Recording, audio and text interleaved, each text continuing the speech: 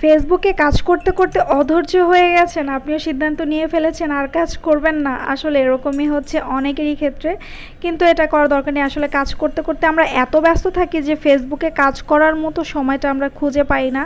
এই যে যেমন দেখেন, লং ভিডিও আগে চেষ্টা করতাম সপ্তাহে 2টা দেওয়ার, এখন আর হয় না। অনেক দিন পরে একটা ভিডিও করলাম, সেটাও খুব একটা বেশি লং না। তো এইখানে আমি দেখাচ্ছি যে গাছে পানি দিচ্ছি। গাছে আসলে আমি খুব লাইক করি গাছ, বাট আমার অনেক গাছ নাই, কিন্তু যতটুকু কাছে চেষ্টা করি যত্ন করতে।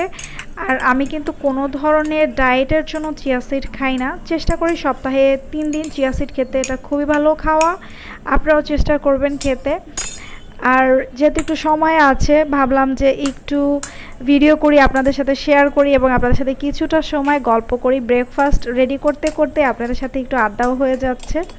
তো এখানে আমি আমার ব্রেকফাস্ট রেডি করে নিচ্ছি। ফারাজকে ঘুম থেকে তোলার আগে আমি মানে এক ধাপের যে কাজ সেটা আগাই রাখি। কাজ তো থাকেই, খাওয়া দাওয়া কাজ সব কিছুই করে রাখতে হয়। আর আমার ব্রাউন আটা অনেক পছন্দ গমের, সেটাই করে নিচ্ছি রুটি।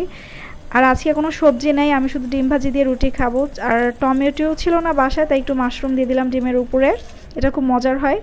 এই তো আমার ব্রেকফাস্ট রেডি, আমি ব্রেকফাস্ট করে নিচ্ছি। আর যেই জিনিসটা মানে সকালে 1 কাপ চা দিয়ে দিনটা শুরু না করতে পারলে আমার একদম ভালো লাগে না, মানে মুড খারাপ থাকে। তো চাটা খাওয়ার পরে মুড একদম ফুরফুরা থাকে, তখন আমি সব কাজ করতে পারি। আর যেহেতু ফারাজকে উঠানোর পরে কিন্তু আমি ফারাজকে অনেক টাইম দেওয়ার জন্য চেষ্টা করি, অনেক টাইম দিতে হয় যেহেতু ফারাজের এখন পড়াশোনার প্রেশার আছে, স্কুলে যেতে হয়। তো এই জন্য আগে ভাগেই সব কিছু একটু রেডি করে রাখতে হয়। এই তো আমার সোনা পাখিটা ঘুমাচ্ছে, কারণ যেহেতু স্কুল নাই সেহেতু আর্লি মর্নিং ওরে উঠাই নাই, ও একটু ঘুমাচ্ছে। আর এমনিতে তো স্কুল থাকলে সকাল সকাল উঠতে হয়, তাই এখন একটু ঘুমাতে দিচ্ছি।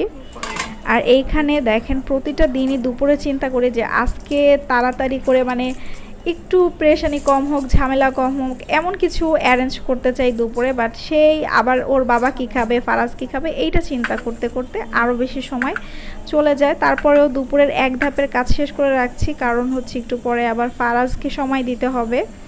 তো এই তো ডিমগুলো ধুয়ে গুছিয়ে ফ্রিজে রাখছি।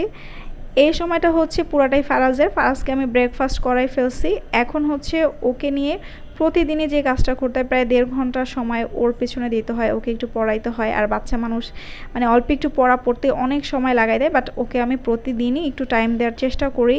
এই জিনিসটা আমার কাছে খুবই ইম্পর্ট্যান্ট। তো ওকে নিয়ে বসলাম। এরপরে আবার সেই কাজ, মানে দুপুরের রান্নার জন্য সেই জোগাড়, একটু শাপলা কেটে নিয়েছি, মানে সব কিছু গুছানো শেষ। কখন মানে ভিডিও করব বা এডিট করব এরকম সময় হয় না। সামটাইম আমারও মনে হয় যে ফেসবুক বা ইউটিউবে আমি আর কাজ করতে পারবো না, মানে পসিবল হয় না কখন ভিডিও করব। আর রেগুলার বেসিসে যে কাজ করি সেগুলো দেখতে দেখতে আপনারা হয়তো বা বোর হয়ে যান এই ব্লগগুলো। তারপরে এই যে দেখেন সারাদিন কি করেছি সেটা আর শেয়ার করতে পারিনি। আর ফারাজের বাবা যখন বাসায় থাকে তখন আমি এরকম রং চাই বানাই, কারণ ওর বাবা দুধ চা খুব একটা বেশি লাইক করে না। এই তো ছোট্ট একটা ব্লগ ছিল, কেমন লাগলো কমেন্ট করে জানাবেন। অসংখ্য ধন্যবাদ।